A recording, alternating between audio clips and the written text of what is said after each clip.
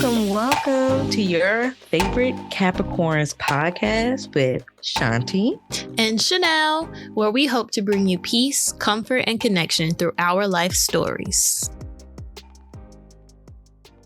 So how you feeling this week, girl? How am I feeling? Well, I just got back from a trip from Chicago, so I would say I'm feeling like a frozen popsicle because it was cold.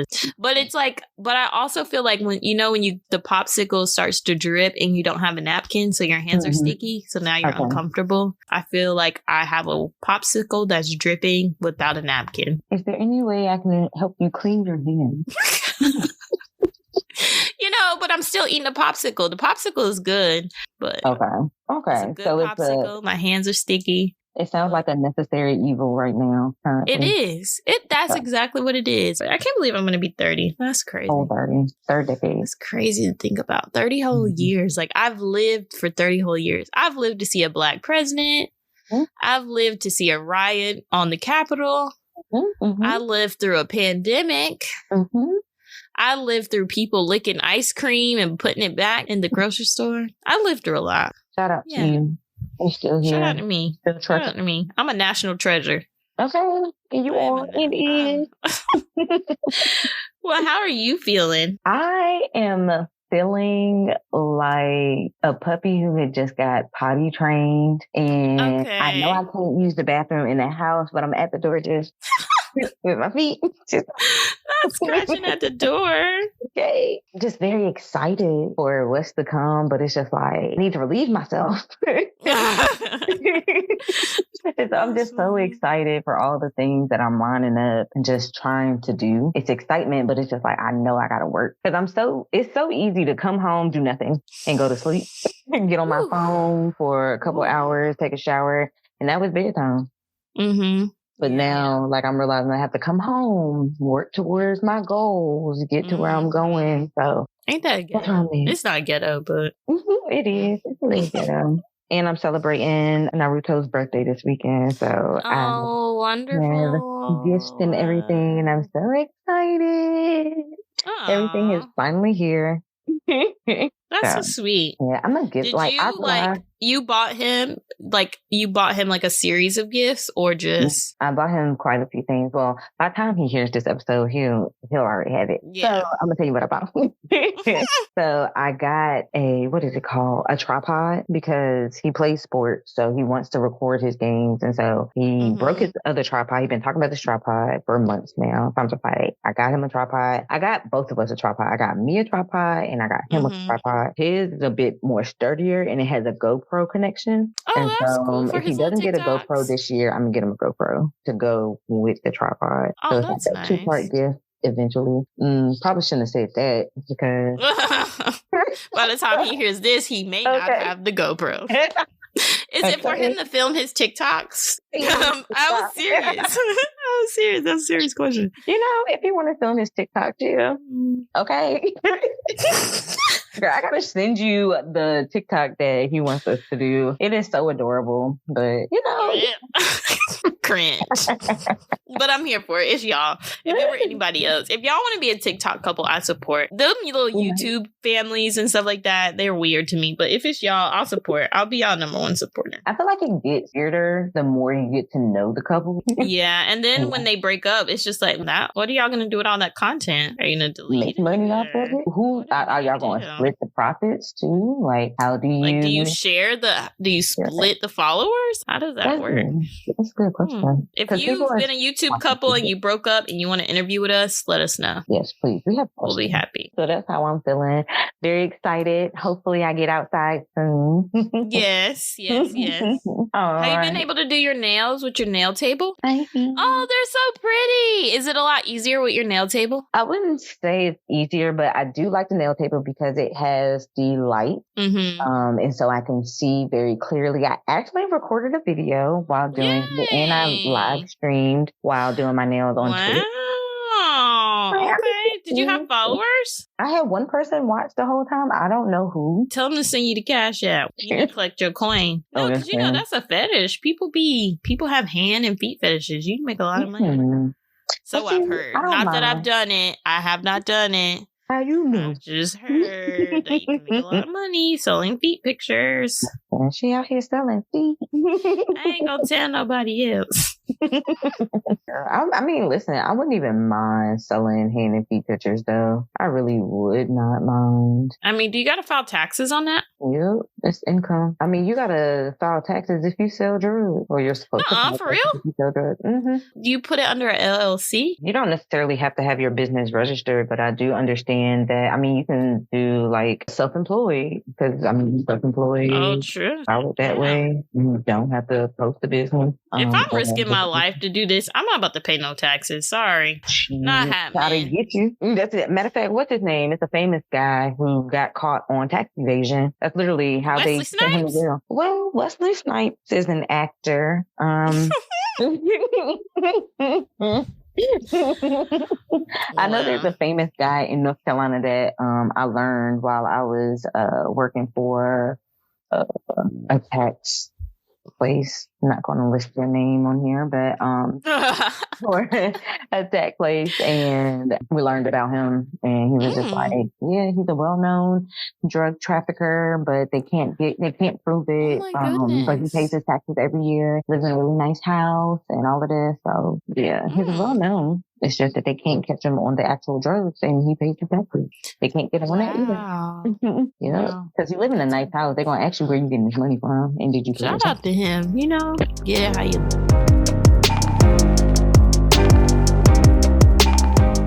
Do you have a Black business that you'd like to shout out this week? I sure would. So if you don't know, now you know. I am the biggest foodie ever. I love trying different food trucks, love trying different restaurants, love trying different drinks, anything that you can consume.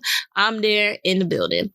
So if you ever come and visit Tampa, Florida, there's this food truck called Yuppi.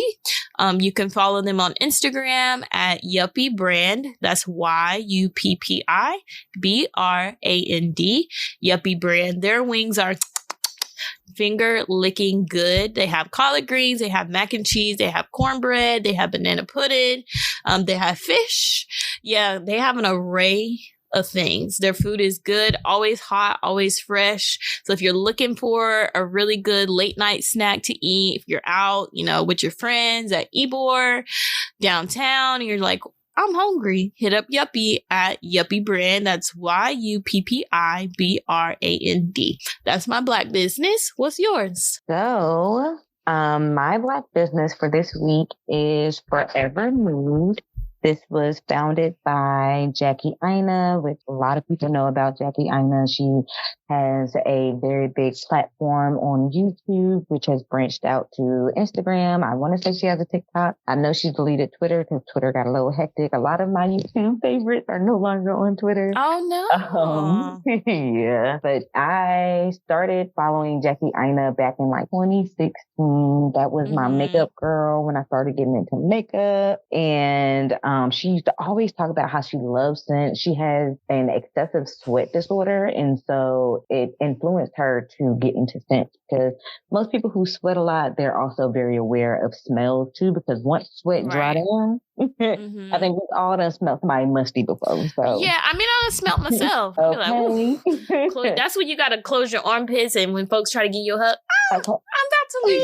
Bye. You just heading out kissing. Bye. Gotta go. Okay.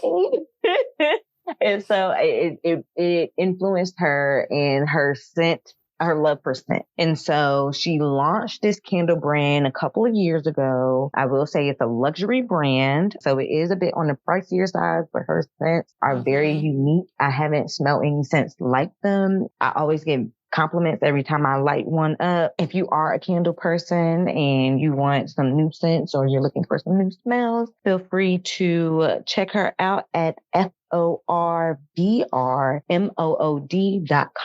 or Forvr Mood on Instagram, and it's spelled FORVR. And if you do support their brand, this is not sponsored, but we're speaking it into existence. Pew, pew. And if you decide to pull up on Yuppi Brand, be sure to shout us out as well. Pull up on them.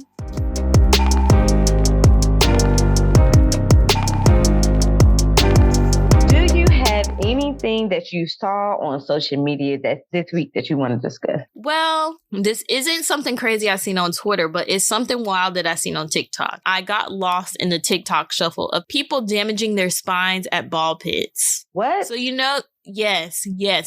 There was this guy who was like really active, traveled a lot, all these different things. He went to a ball pit with his friends. He did like a backflip, twisted his neck some kind of way, landed in the ball pit, and now he's paralyzed. Oh my God. I know. And it was very sad. Like I dropped a tear because you could see where he was like really active. And then all of a sudden he's just like in a wheelchair, and it's crazy. And it made me think just to be grateful and thankful for like what I have, because he literally went to a ball pit with his friends, not even thinking that he's going to walk out paralyzed from the chest down at that. He can't do anything. Like he used to be super active. Yes. Yeah. Swimming, skiing, anything, you name it. Very fit guy, very young, like our age, went to the ball pit, backflip, twisted his spine, fell into the ball pit, and just never walked again. And I was like, oh my goodness, that's just so crazy. Another lady, same thing. She was there with a group of her friends. She jumped up, did a split, fell into the ball pit, and shattered her spine in 3 different places. And I'm like, what in the world? So now I'm just like, it makes me scared to just go do anything in life, because one minute you having fun, and then the next minute you can't walk. It's wild. So I just say, everybody be thankful, even for just opening your eyes and the ability to breathe, walk, talk, because you literally never know what the next 24 hours can hold for you. So. You never know. How's your gratitude jar going? I haven't gotten one. I haven't got to get the jar. In my mind, I'm not starting my bucket list until my 30th birthday. No. I'm sorry. So on my 30th birthday, that's when I'm going to be like, all right, I'm super dedicated to this gratitude jar. Even though some things have already happened, like from my bucket list already, but that's okay because I'm going to officially start on my birthday. That's going to be day 1 of the bucket list. Okay. Are you going to cross those off since they've already been accomplished? Yeah, probably. Because one is like be on TV. Come on now. Am I going to be on TV again? I mean, I'm already on TV. But you want to be on my TV? Speaking of which, let me just shout out my show. I am on the OWN TV on First Time Homebuyers, Season 1, Episode 4. You can watch it on YouTube. You can watch it on OWN. You can watch it on demand. But check me out. Check me out. Check me out. Yeah, come on. First Time Homebuyers, OWN Network, Season 1, Episode 4. Don't forget it. Season 1, Episode 4. Season 1, Episode 4. But yeah, I saw that on TikTok and that was wild because I went down a rabbit hole of people like getting hurt at these ball pits by just like doing random things. So y'all just be careful when y'all go to these little ball pits. That's little crazy, sky zones and all that stuff. Just jumping because I was like, I ain't been to a trampoline park in a long time. That was just be fun. Careful. We old. Our bodies don't move like they used to. You gotta be careful. They got all things that they used to have. So I'm gonna share a funny video to switch gears. To switch gears. Or switch gears. Yeah, there's a video of Rich the Kid trying to make it rain, but he's throwing stacks of money into the crowd very aggressively. And Takeoff, R.I.P. Takeoff, had to show him how to make it rain. I'm gonna show you because it's actually very aggressive. Why he throwing it like a brick though? Okay, he's like, nah. Give me that. Give me this. Open it up. That's how you do it. You just gotta fan it and throw it, my boy. He said, let me put some flavor on that. Let me put some flair on that. That is funny because he literally threw it like a brick. Can you imagine you in the club, right? You dancing, you throwing it back, and then all of a sudden you get hit with a brick of money. I'm picking it up and I'm gone. Okay, so I mixed emotions because I get hit. I'm like, what? And then I look at what hit me and I'm like, but that's how blessings be though. Blessings be coming at you like, oh, look at God. Won't he do it? I didn't even know you was coming like this. I didn't even know God was coming so hard in my life. That's really a testimony. When you are covered by the Lord, it ain't nothing in this world you can't do. I 110% believe if you are truly covered by the Lord, it ain't nothing. It's nothing. You're going to go through some trials and tribulations, but it's nothing that you cannot get through. That is what 2023 showed me. It's I'm covered. I am God's favorite, like the girl used to be saying. Okay? He don't play about me. He don't play about me. And 2023 taught me that. It was like, it's nothing I can't do because I'm covered. Highly blessed and favored, period. Indeed. I love that.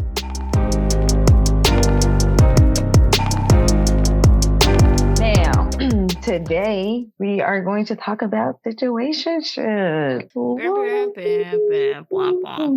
The most bittersweet relationship that you could be in. They are. That is a good description. They are very bittersweet. It is a very bittersweet. Sweet love.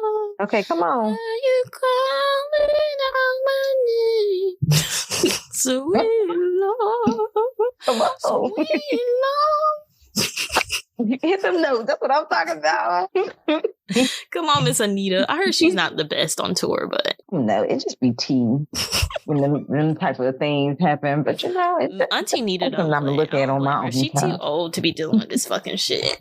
Girl, Nita said, "This my shit. I invited you. Ain't nobody going to see you, Otis. Meth ain't got no age." But don't play Babyface like that, because he's a legend. Oh, for sure. Anybody but Baby. He does songwriting, right? Mm-hmm. Producing, songwriter, artist himself. He has tracks. Yeah, because Babyface is definitely a household name. Even though Anita Baker is too. I can't say that. I can't say that she's not. So how long is too long to be in a situationship, and what is your longest situationship? Anytime is too long to be in a situationship.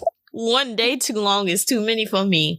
But I will say, for me, I think my longest situationship was I'd say probably 2.5, 3 years. 2.5, 3. 2.5, 3. So the sun went around the world.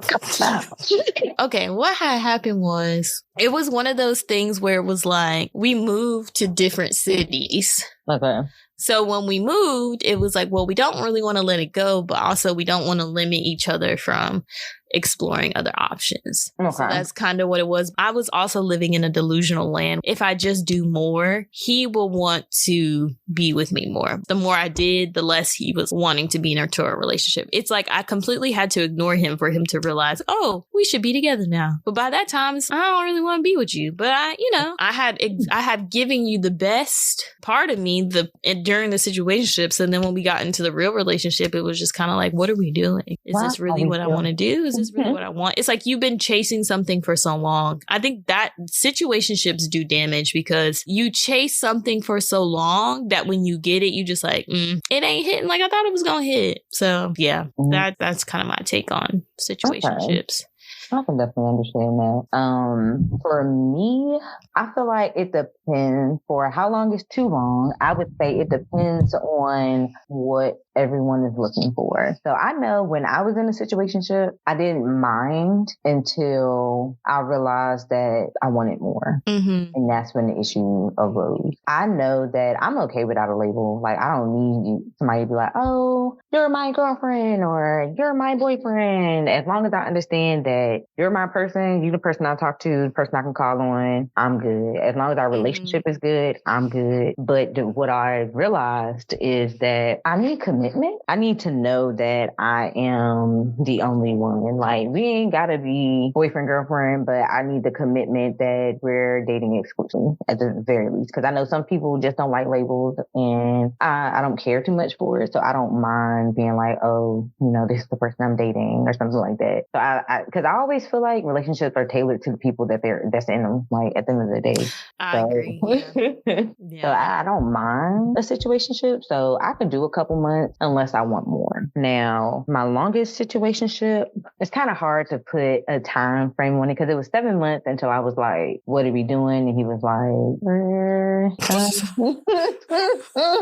we just having fun, this whole vibe. And I was it's not even just us. Right. I don't know if I want that. And so then we stopped talking, but I realized that I had pretty much closed off my heart for another year and a half, close to 2 years actually, till I actually involved somebody else or got involved with somebody else after that. And I don't know if that would be included in the situationship or if that would be the time that I spent, I guess, healing. Because even in that healing time, I would still go visit him, still go check up on him, make sure he's straight and that. And so it's just I was still hoping. I ain't gonna hold you. I was definitely holding out, hoping that my man would be you know what?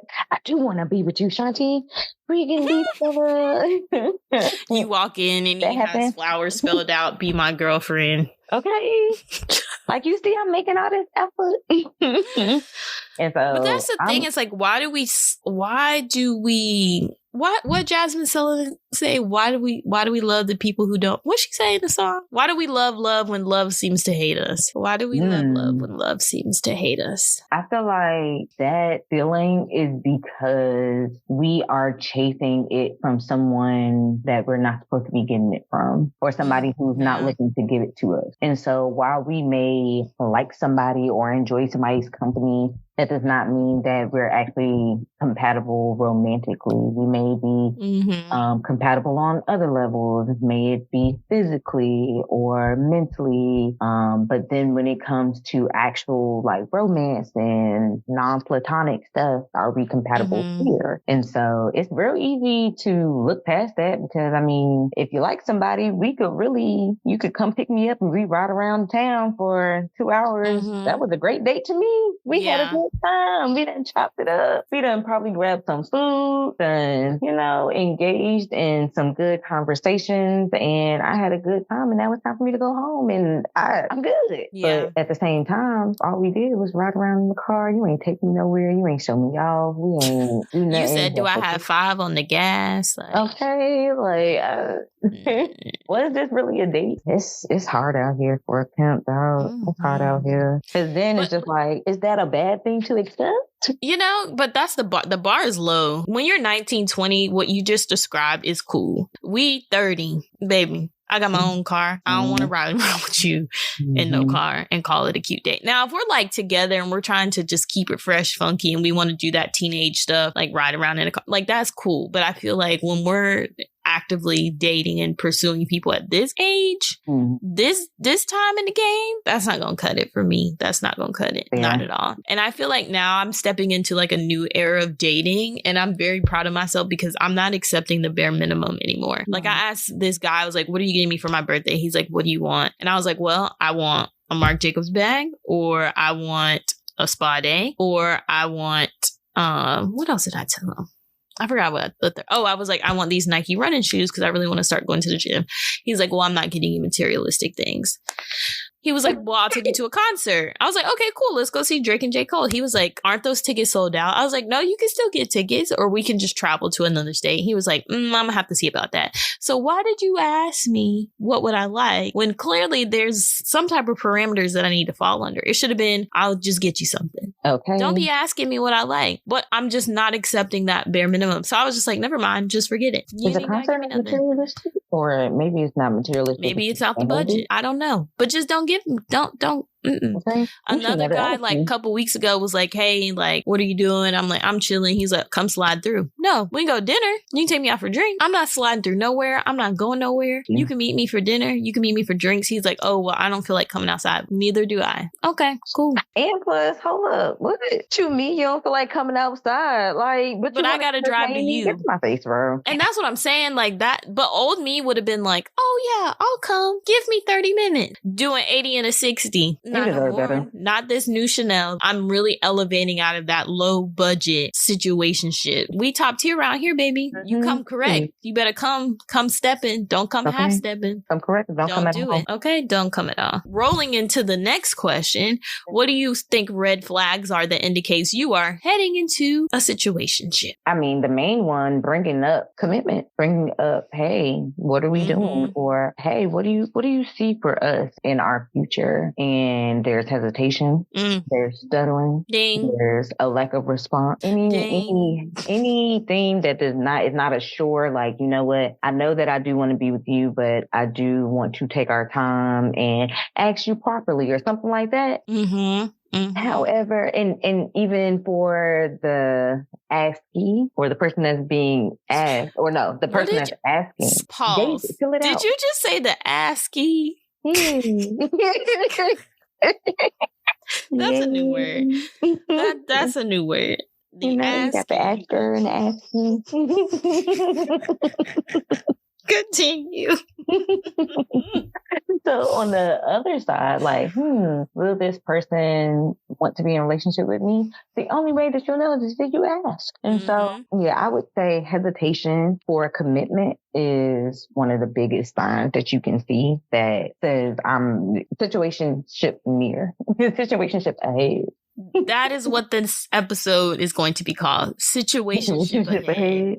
I love that. Situationship ahead. I love that. Some red flags for me are the infamous line, what's understood doesn't have to be explained. So many people have gotten me with that line. It don't make no sense. And it's like, I didn't get got once or twice. I probably got about 10 times with that line. No.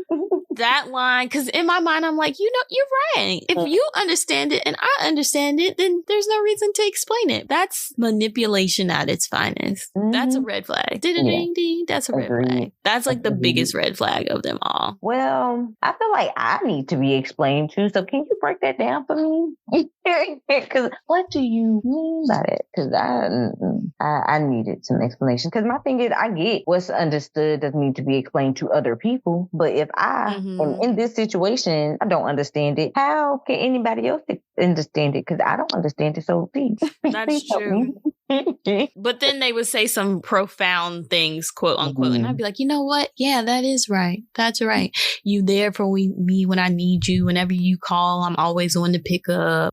I was very insecure in like my early dating stages. So it didn't take much. It did not take much for me to be like, I don't want to lose you. So I'm going to trick myself into thinking what you are saying makes sense, even though I know and I have God-given sense that does not make sense. I know it doesn't make sense, but I'm going to trick myself into believing because I don't want to lose the attention that you're giving me because I feel like I'm not going to get that attention from somewhere else. But I done met that same man about 5 times since that point on. Oh yeah, that's a lesson. That's a lesson. Because you're going to keep learning your lesson until you learn it. Until you learn it. And now I know. Now you know. Oh yeah. I feel like I fell for it once, and then after that I had questions because I didn't like how that went down. Because now I'm still confused and nobody explained anything to me. Yeah, I definitely understand. Yeah, especially wanting to believe the person that you're dating. You want to see good in the person that you're dating because you want them to be good.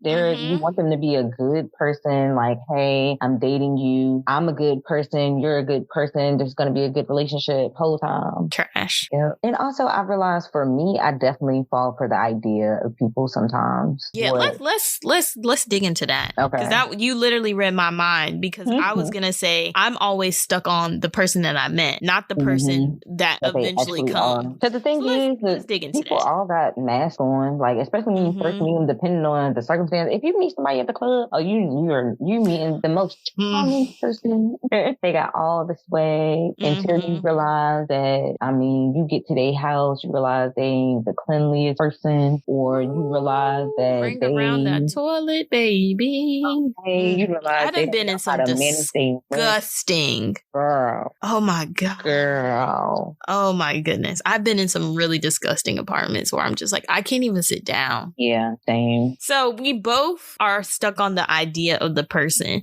So when do you feel like that changed for you? When do you feel like you realize, okay, I think I'm stuck on the person that I met in the beginning or who I want this person to be and not who they actually are? Like, at what stage do you feel like you realize that? Or is that something you had to like grow into knowing?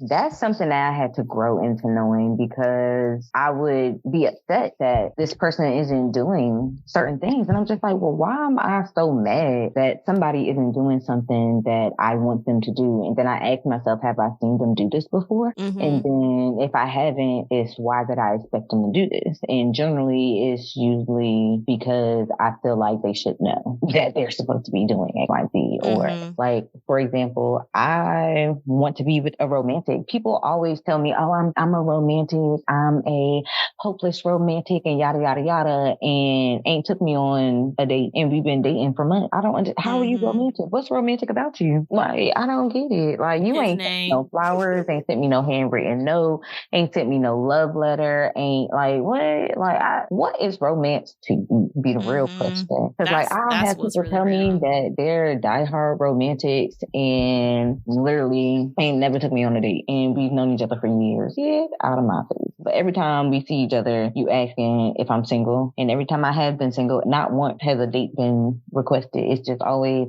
yeah, come over, we can drink and play games. All right, cool. We're going to drink and play games, but you're not getting nothing out of me outside of friendship. You can't get a thing out of me. Lock, clink, clink. What about you? When did you realize that you were falling for the idea of somebody and not them themselves? I think I realized that with my ex that I was with for the longest. And this is not to talk bad about him or anything, but I think I realized that I was so stuck on the person that I met in the beginning that I didn't realize that by year 1.5, 2.5, that was who he really was. And so I kept getting upset with him because I wanted him to go back to that person that I met in the beginning, but it's impossible for him to do that because this is who he truly was. So then by year 3, I was like, okay, so now I finally realized this is who this man is. So am I going to stay? Because I can't change him into who I want him to be. So am I going to change, or is he going to change, or are we just going to kind of grow apart? And we ended up just growing apart. And that's just kind of what it was.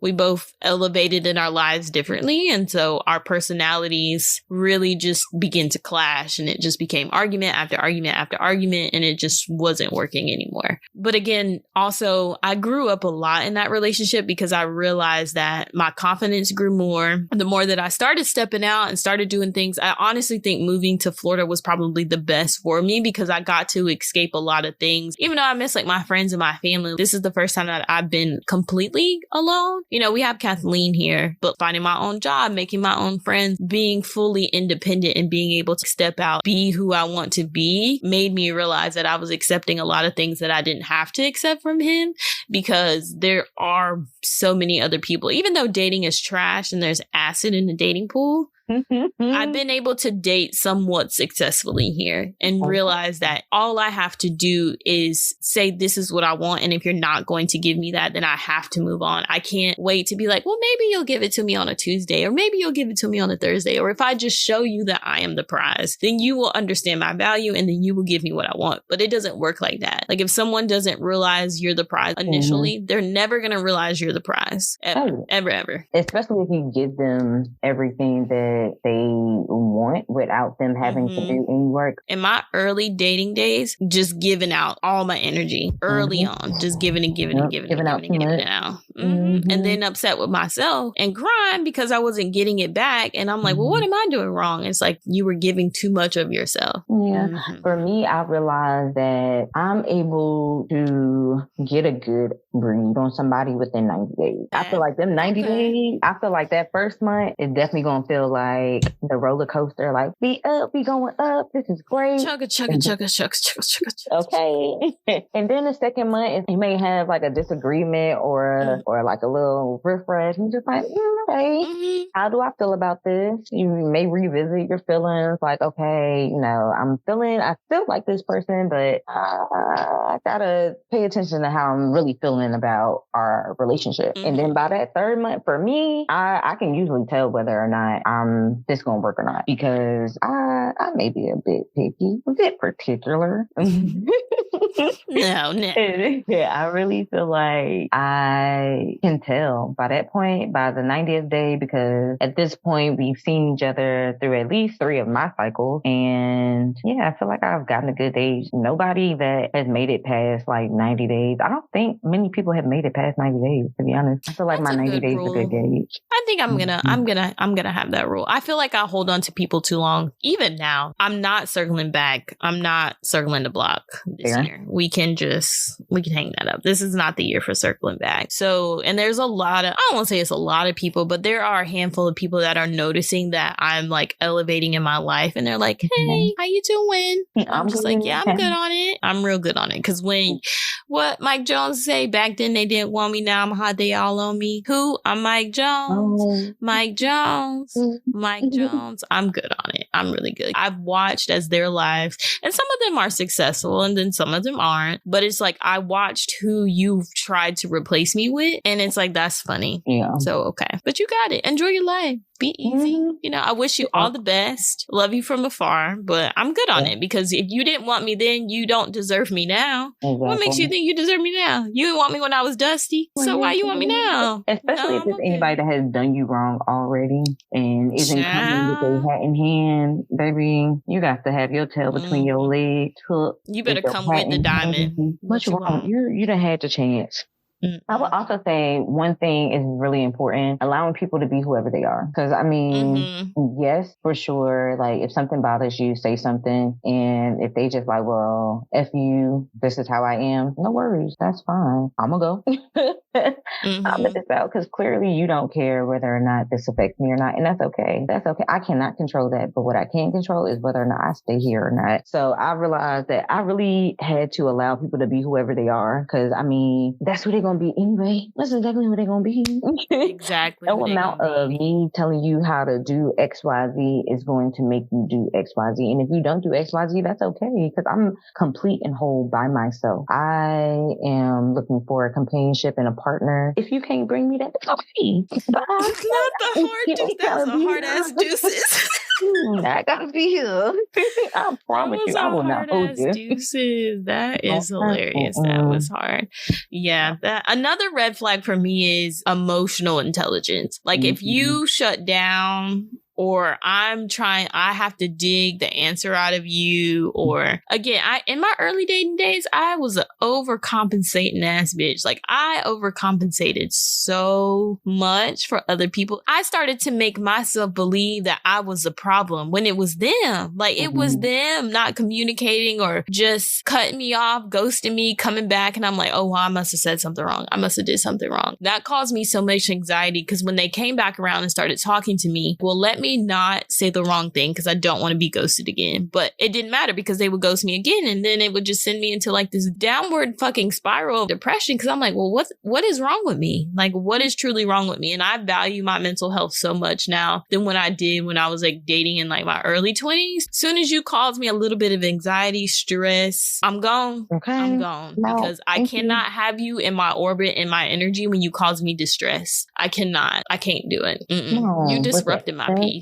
When you disrupt my peace, you got to go. You cannot be in my orbit. Like I'm a big energy person. You disrupting the flow over here. Absolutely. Protect your peace. All costs, all times. So do you believe that there can be a successful situationship? I don't know because I feel like it wouldn't be a situationship if it were successful, you know? But then again, I don't know because I haven't been in one yet. So yeah, I think we need to take it back to just go to the root of it all. What is the definition of a situationship? Oh, good, because we probably need to establish that. So my definition of a situationship is when you're doing relationship things, but y'all are not boyfriend and girlfriend, or y'all don't have like y'all aren't committed to each other. So you're like spending time, y'all spending the night, you're going out on dates, you're even going on vacations. They're buying you things, you're buying them things. You're spending an excessive amount of time together to the point where y'all are intertwined in each other's everyday lives, but you have no commitment to each other.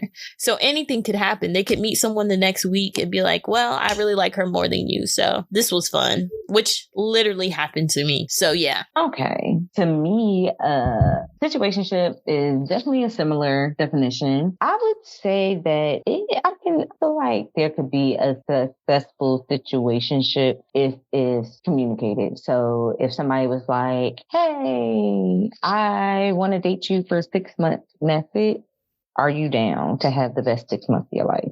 I just feel like that could be some type of successful situationship, you know. 6 months, you ain't really doing much. I hope that one of them has a whole bunch of money and then they could just do a whole bunch and enjoy themselves. But that's the only way I can really see a situationship really working. Because, I mean, outside of trips and intercourse, what else y'all doing this? I mean, I don't know. Because it's not, I mean, you might as well just be friends. Might as well. I feel like I'm too sensitive for situationships. Like, I be going into it thinking I'm about to be Miss Big Dog and be like, I'm not about to catch feelings for this, man. I don't care. And then a month later, why you don't like me? Why you don't want to be with me? What are we doing? I really like you and I really think we can make this work. Aww. Yeah, so I don't even put myself in those situations anymore. I can't. I feel like I was proving to myself that I didn't have feelings. I'm not that type of bitch. Yeah, I have feelings. Definitely have feelings. Some people can do it. Some people can truly be with someone and they'd be like, let's cut it off. They'd be like, all right, cool. And then it just doesn't faze them. But me, I can't because I get so emotionally attached to people. Like, I just can't imagine me spending 6 months with you and then be like, that was a fun ride. I'm going to stalk you now because what do you mean that was a fun ride? I'm going to stalk you. So I don't even set myself up for that because I know how I am. Cause see me, if I know it's going to be a time limit on this, we have a grand old time for the next 6 months. How do you do that though? Like, how do you not attach yourself to said person? Like, how do you not do that? Let's use Cabo as an example. Okay. So, because for me, it was a matter of just enjoying the time that was spent. I didn't know what was going to happen. Like, did I like him? Absolutely. Did we were vibing. We were staying up until like 3 o'clock in the morning, talking every single day. We were just having a really good time. We were vibing. I mean, like, yeah, it was a good vibe. And like at some point I realized, like, I'm like, dang, like I really like this guy. Like, I'm really feeling this. I want to stay in this forever. Like, and then I just really just looked at myself and I was just like, Shanti, you don't know what's going to happen when y'all get home. Y'all on vacation. Y'all not in each other's work lives. Like, you know, some people get stressed after work and you can't talk to them, or you may realize that you can't get a hold of a person, but when you on vacation, you right there in front of this person all day. I mean, we out of the country, so people ain't really talking and texting that often. So it was just like, I realized that I really just wanted to enjoy the moment, enjoy what it's meant to be, because nobody knows what's going to happen. And if it works out and we make it happen, we make it happen. But if not, no sweat, because I enjoyed all of the moments that we've already spent. I feel like for me, it's about letting what is be. That's all it is. Because I mean, I don't know what's about to happen. Am I enjoying myself? Yes. Now, once I got home and I saw that we text probably for like the first week, and then like it started slowing down, and I was okay. I was okay with it. Yeah, I think for me, so if that would have been me in that situation, I would have already had my wedding planned out with this person. And I would be like, oh my gosh, I can't wait. These are our wedding colors. I already picked out our kids' names. And then when we get home and it would have been like slow texting, I probably would have went into a deep depression. I probably would have just been very, very sad about it. Yeah. And I think that's because I have anxious attachment. Do you know your attachment style? Avoidant. Oh, yeah. I have anxious attachment. So that definitely makes sense why we are the way we are in relationships. So, yeah. I gotta let it go real quick. All right, y'all. It's been great. I could do bad all by myself, baby. And me holding on to his leg, I said, please don't go. Oh, that's crazy because we're Capricorns, but we're like, so when it comes to like emotions and things, I wonder what that's about. Does that have to do with our like rising and setting moon or whatever the hell it's called? Oh, I know that my moon is in Scorpio. I've heard a lot about Scorpios and their emotional detachment. I grew up in a Scorpio household, so that. Oh, okay, that makes sense. I wonder what mine is. So, and my rising is Sagittarius. I've never gotten along with Sagittarius men. Women, fine. Men, it's something about them. It's something about them. They do not mean me well. Wow. Sagittarius men are so charming, but they do not mean me well at all. None. I would agree. Agree. Every Sagittarius that I've been with have been terrorists on my life. So yeah, I can. Yeah, they don't mean me well. Shout out to y'all though. I mean, you love them. If y'all love Sagittarius men, this is not a bash Sagittarius men podcast, but they have never done me well, and I don't hate them. They're just, I stay far away from them because they are very charming and they are my Achilles heel, but cannot be in a relationship. They don't want to be in a relationship. So there's that. I just wanted my Sagittarius to get rid of his commitment phobia, but that never happened. And I had to go. Got to go. Literally told me if there's somebody else that is pursuing you, you should date them. Jesus, that's so mean. I said, okay. Yeah, they're very mean too. They're very, and don't get Caribbean Sagittarius man. The worst. Well, is he Caribbean? First generation. The word, oh my, it's something paired with a Caribbean man and Sagittarius. Like, that is a recipe for a menace to fucking society. Just really mean. They're so mean. But they're so likable. They're charming, but they're mean. They're very, very mean. Yeah. I don't know what that combination is. Maybe there's some history behind that. I don't fucking know. But they're Caribbean Sagittarius men are mean. Maybe this will go back to me and my emotions, but I mean, I can see how they're mean, but for me, I just be like, okay. Meanwhile, I'm bawling. I have a journal entry right now of when a Sagittarius man upset me. I have a journal entry. I can let you read it. We're not going to go through it. I will take a picture of it. I was so upset when that man was like, basically, I don't want to be with you, but I'm going to still come over here because he had a key to my apartment. You met him. I think you were there that day he walked into my apartment. I feel like I know who you're talking about. When we was in Greensboro. Yes. Girl. Yes. I know exactly what you're talking about.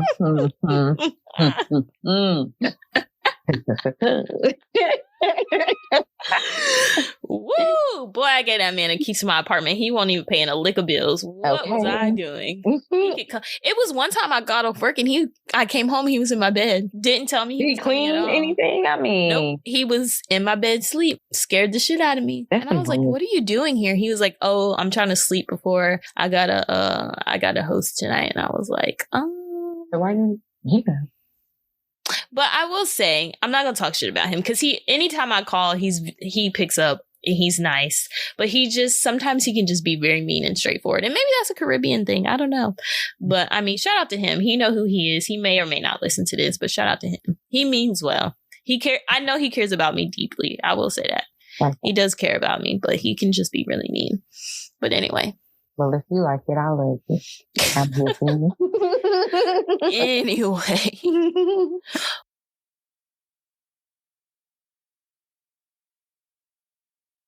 So what are some tips you would say to avoid being in a situationship?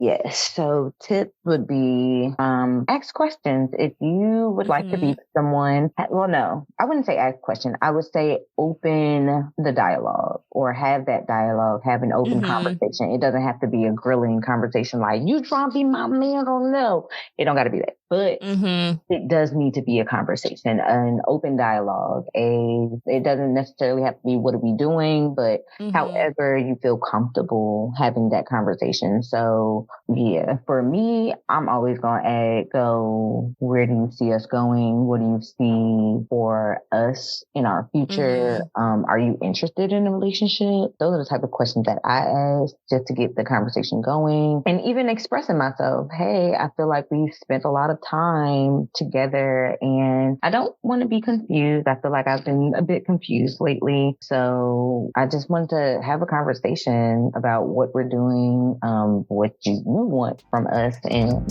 how can we have this conversation and move forward? Like, I mean, if we're going to be together, let's be together. If we're not, then we're not. And I mean, but don't go that far because I'll go down a rabbit hole. I was going to say, for the non-sensitive girlies, please follow Shanti's instructions. So how would you say would be a good way to avoid ending up in a situationship? Well, for the sensitive girlies, you need to be honest with yourself. Stop putting yourself in this land of delusion. Even though it feels good to be delusional. Not even gonna hold you. It feels good to be delusional because you get the butterflies and you think that he's going to be this person. When the man starts showing you who he is from the beginning, believe him, because he's not going to change and he's not going to do anything different. Just believe him. Just believe who he is and who he's going to be. That's it. The second thing I would say is when he tells you the line, what's understood doesn't have to be explained. Run away. Run far away. Because what that means is, AKA, he doesn't want to be in a relationship with you and you're not who he's looking for. So even though it may hurt and you done probably spend some time with him, if you keep having to ask him the same question of what are we doing? When is it going to happen? All of those things. And he keeps doing excuses. One of those excuses being, oh, I need to get myself together. Oh, I'm working on me right now. Oh, I'm focusing on me. Those are excuses and he's never going to commit to you. And that is a no. That is no. Do you want to be in a relationship? No. Yeah. Do you want to be with me? No. Straight no. Well, if he gives you anything but a yes, it's a no. Yeah. It's a no. It's a hard no. So, and I know it took me a while to come to that reality as well. All of those he didn't say no, but he didn't say yes. If it's anything but a yes, it's a no. Like, that's point blank, period. That's just what it's going to be. And it is difficult sometimes because especially when you connect with someone on such a deep level, but you'll find that connection again. It's 1.3 billion people in this world. You will find that connection. It may be hard. It might be more people than that. Well, how many people is in the world? 7.3 billion? Maybe it's in 7.3 billion. Anywho, that's a lot. There are more fish in the pond. Maybe where you are right now, like where I am, dating is trash. Dating is trash. But I just recently went to Chicago and all the men's was there. All the men's. So you gotta summertime. We need to plan a weekend in Chicago in the summertime because Black folk. I'm gonna send that to you. Okay, send it to me because that's where the men's were. So maybe you just gotta go where there's more population of Black men. That's just what it is. Or maybe you date outside your race if that's your, maybe try it out. That might be for you. The white men's is checking for us nowadays. It's not my cup of tea, but don't let nobody distract you from finding your true love. Don't let them do it. Don't let them do it. But what's for you, what God has for you is for you, and nobody can take that away from you. Okay.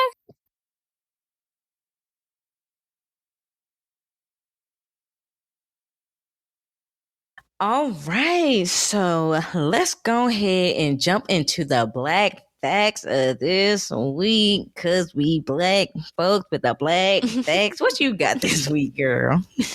So, I don't know about y'all, but I don't like riding on elevators. But because of this Black man's invention, he made riding on the elevator safe. His name is Alexander Miles. Alexander Miles was a successful Black inventor in the late 19th century. He is best known for inventing elevator doors that could automatically open and close. So he is the reason why when you stick your hand in between the doors, it don't chop it off. So we want to shout out Alexander Miles for his significant contribution to people not losing their lims in an elevator. Shout out Mr. Miles. Shout out Mr. Miles. Thank you, what were they Mr. doing Miles. before? I don't know what they were doing before. I'm assuming it was an operator, like a person. So then maybe they would yell and be like, all aboard, and then like open it. So I'm assuming it was manually operated. And I mean, there's human error, so I'm pretty sure some people got their limbs chopped off. All aboard. Shout out to Mr. Miles. Shout out Mr. Miles. Shout out Mr. Miles. Thank you. Isn't that for the boat? Hey, I won't there in the 19th century, so I just can only assume from watching Titanic what they said. Moving on. Yeah. Moving on.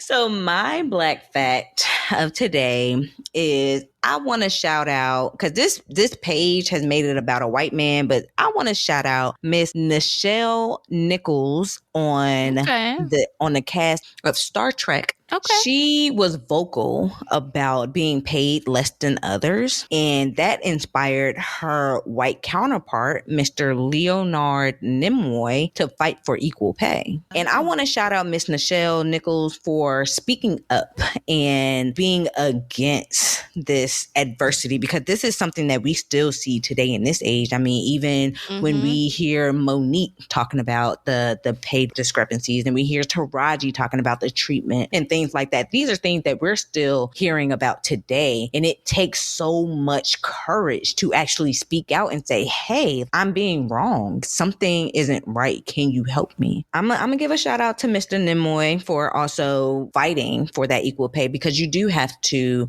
be that ally.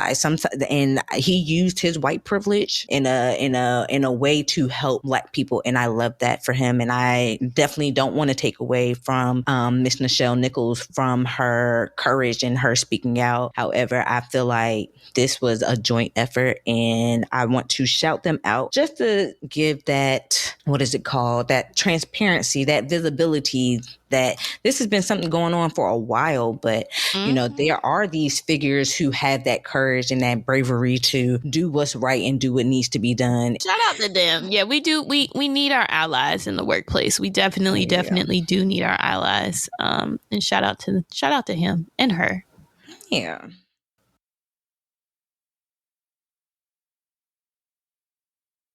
All right, so let's wrap this on up.